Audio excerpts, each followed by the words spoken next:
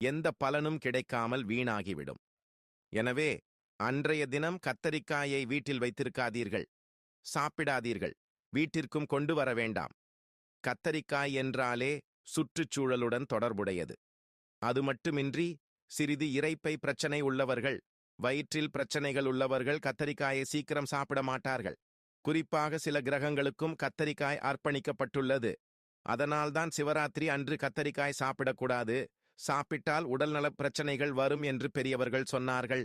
ஆகவே இந்த சிவராத்திரி அன்று கத்தரிக்காய் கறி சமைப்பது, சட்னி செய்வது அல்லது கத்தரிக்காய் புளிக்குழம்பு செய்வது போன்றவற்றை எந்த சூழ்நிலையிலும் செய்யக்கூடாது.